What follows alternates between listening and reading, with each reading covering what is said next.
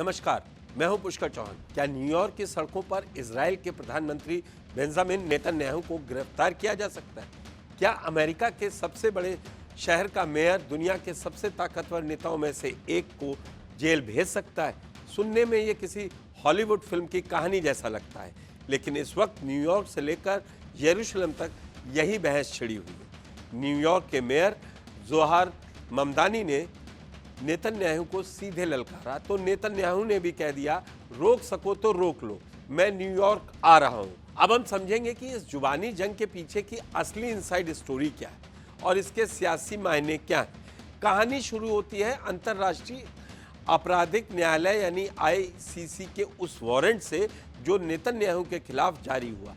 इसी वारंट को ढाल बनाकर न्यूयॉर्क के मेयर ममदानी ने एक बड़ा दांव खेल दिया। ममदानी ने खुलेआम कह दिया कि नेतन्याहू एक युद्ध अपराधी हैं और जैसे ही वे संयुक्त राष्ट्र महासभा की बैठक के लिए न्यूयॉर्क की धरती पर कदम रखेंगे, उन्हें गिरफ्तार कर लिया जाना चाहिए। ममदानी ने इसके लिए बाकायदा कानूनी रास्ते तलाशने भी शुरू कर दिए, लेकिन राजनीति में जो दिखता है वो हमेशा होता नहीं। जैसे ही कानूनी जानकारों ने ममदानी को समझाया कि न्यूयॉर्क पुलिस के पास किसी दूसरे देश के प्रधानमंत्री को गिरफ्तार करने का कोई कानूनी हक नहीं है, ममदानी को बैकफुट पर आना पड़ा। उन्होंने यू टर्न लिया और माना कि वे खुद तो गिरफ्तार नहीं कर सकते, लेकिन उन्होंने अमेरिकी सरकार से मांग कर डाली कि वो नेतन्याहू को सलाखों के पीछे भेजें।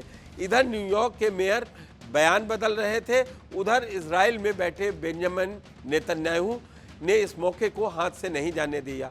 नेतन्याहू ने सीधे अमेरिकी मीडिया को सामने आकर ममदानी को आड़े हाथों लिया। नेतन्याहू ने कहा, ममदानी न्यूयॉर्क में सिर्फ और सिर्फ नफरत फैला रहे हैं, वे समाज को बांट रहे हैं और यहूदी विरोधी माहौल तैयार कर रहे हैं। नेतन्याहू यही नहीं रुके, उन्होंने साफ लफ्जों में चुनौती देते हुए कहा, मैं सितंबर में न्यूयॉर्क आऊँगा, संयुक्त राष्ट्र के मंच से सच बोलूँगा और अमेरिकी इजरायली दोस्ती की ताकत दिखाऊंगा। नेतन्याहू ने ममदानी पर हमास के प्रति हमदर्दी रखने का भी आरोप जड़ा है, यानी लड़ाई अब सिर्फ कानूनी नहीं बल्कि पूरी तरह से पर्सनल और पॉलिटिकल हो चुकी है।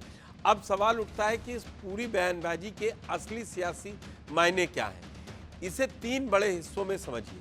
पहला मायना है ट्रंप का सुरक्षा कवच। इस पूरी लड़ाई में नेतन्याहू के पास सबसे बड़ा जो इक्का है वो है राष्ट्रपति डोनाल्ड ट्रंप का साथ। ट्रंप ने साफ कर दिया है कि नेतन्याहू अमेरिका के मेहमान हैं और उन्हें छूने की हिम्मत भी कोई नहीं कर सकता। इस विवाद ने दिखा दिया कि ट्रंप प्रशासन इजराइल के पीछे चट्टान की तरह खड़ा है। अब दूसरा क्या है, ममदानी की घरेलू राजनीति। ममदानी न्यूयॉर्क के नए मेयर हैं और उनकी राजनीति का एक बड़ा आधार वो प्रगतिशील और मुस्लिम वोटर है जो गाजा युद्ध का विरोध कर रहे हैं। नेतन्याहू पर निशाना साधकर ममदानी न्यूयॉर्क में अपनी इस कोर वोटर को खुश करना चाहते हैं। भले ही वे नेतन्याहू को गिरफ्तार ना कर पाए, लेकिन उन्होंने अपनी राजनीति चमका जरूर ली है। तीसरा मायना क्या है, ग्लोबल प्रेशर बनाम घरेलू साथ। नेतन्याहू इस वक्त इजराइल के अंदर भी कई तरह के राजनीतिक दबाव झेल रहे हैं। ऐसे में अमेरिका के एक मेयर को लाइव टीवी पर चुनौती देकर वे अपने देश की जनता को ये दिखाना चाहते हैं कि दुनिया चाहे जो कहे, नेतन्याहू झुकने वाले नहीं हैं।